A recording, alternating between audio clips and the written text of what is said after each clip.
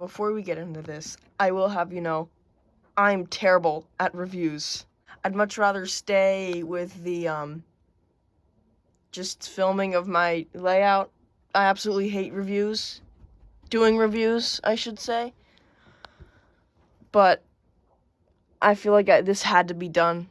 And the other review I did was of a custom, so I think I know now that I'm not going to do any reviews unless it's something to really do, like a special something or other.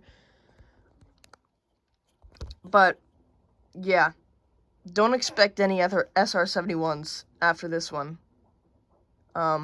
Never expect any SR-71s.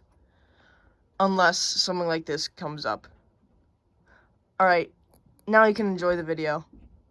On another episode of Stupid Reviews 71.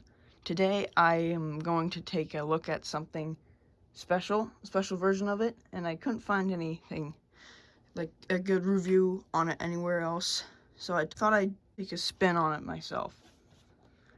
This is the MTH Rail King Rotary Snowplow from the giveaway from Eric's Trains. So the story behind this is that the holiday special Eric's Trains live stream had a few giveaways. I think it was like 5. The first one was a sweatshirt with Eric's Trains on it. The second one was a beanie with Eric's Trains on it. And the next was a sweatshirt with Appalachian Western on it. And the fourth one was a beanie with Appalachian Western on it. But this was the 5th one, and I was just lucky enough to get it. So, without further ado, let's open it up from the box and get it on the track.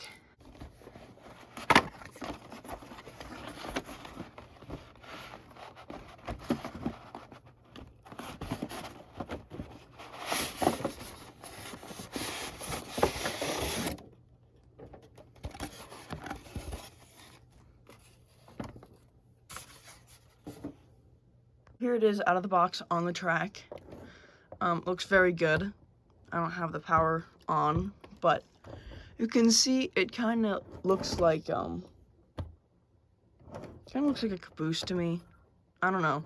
We got the handbrake up here, the chimney for like a furnace or something. Got the pickups on the bottom, the on-off switch for the rotary snowplow, which is right here.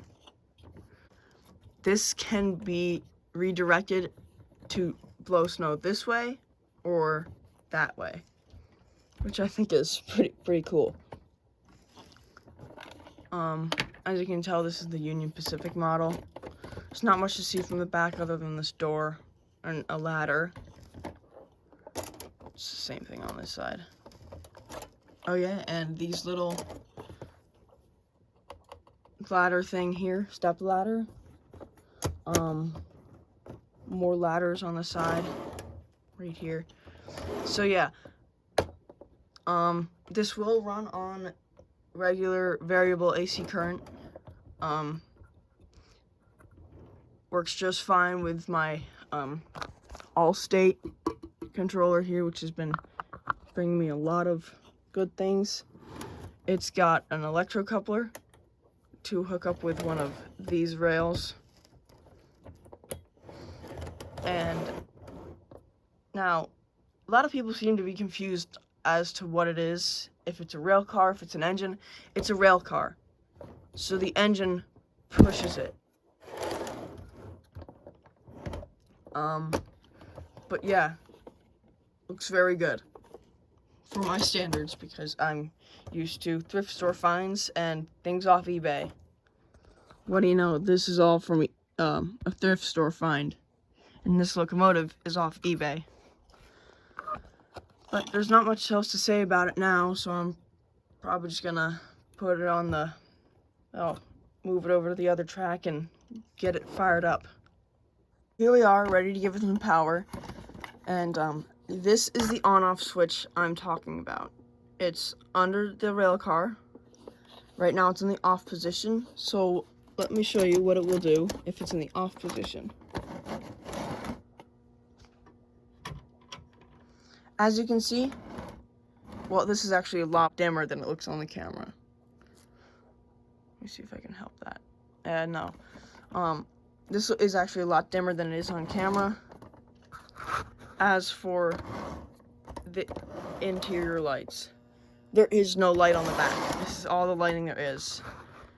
So, if I were to flip that switch that is on the bottom to on, this happens. As you can see, that is spinning.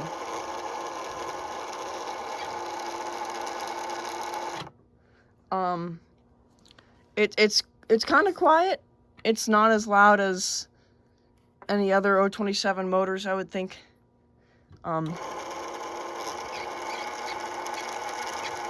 As you can see, the main thing that changes when I alter the power is the interior lights. I'm not sure what this thing's maximum voltage is, but my transformer can output a maximum of 15 volts, minimum of 5. So I don't really think it's going to be an issue, because I feel like these run on higher voltage than 15. But I'm still going to be careful, because the last thing I want happening is this thing's motor to burn out. So that leads us to how it looks on the track. I'm going to pull the steam engine around and we can see it in action.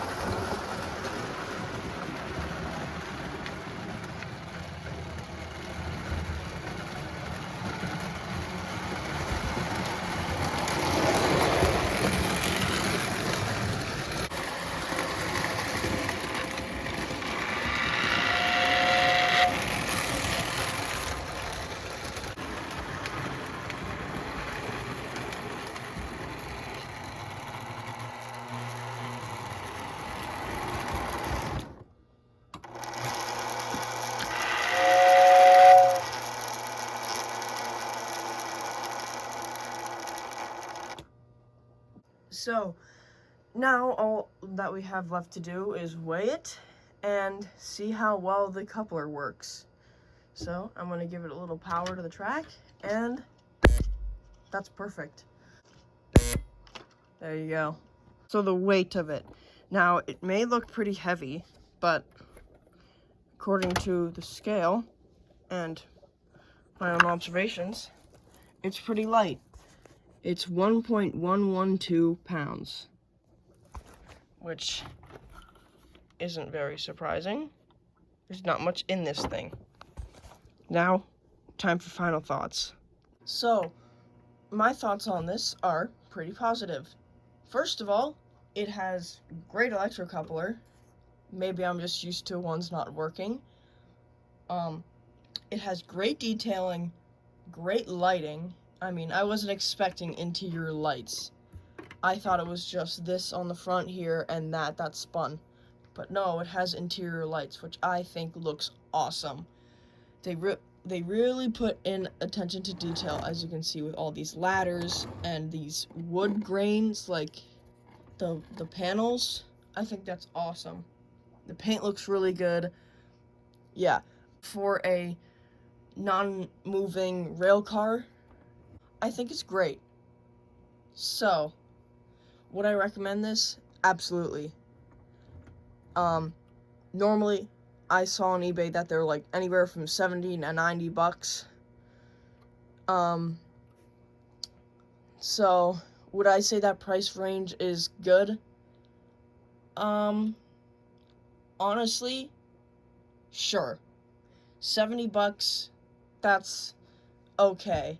I would personally say 50 bucks is more what I would say, but I'm not saying 70 is too high. Now 90, maybe, because it's not a moving car, but that's just my idea. $90 compared to anything else you can buy that's O scale, that's pretty good. But then again, I did get this steam engine with the whistling tender for $117, I think it was. So, and this has whistling tender, smoking unit, and I think that was kind of worth it. But if that's $100, then this doesn't really need to be $90 because it doesn't even move. But it is MTH, so I don't know. I'm a Lionel person. I like Lionel a lot more. It's a lot more nostalgic for me. But this is my first MTH thing, and I think as a first thing, MTH is giving me a good impression. So, this thing is awesome. I really like how they incorporated Switch and it's not just on all the time. That's one of my favorite things about it. Other than, of course, that it's a snowplow from Eric's Trains. But yeah, I haven't got much else to say about it, so I'll see you next time.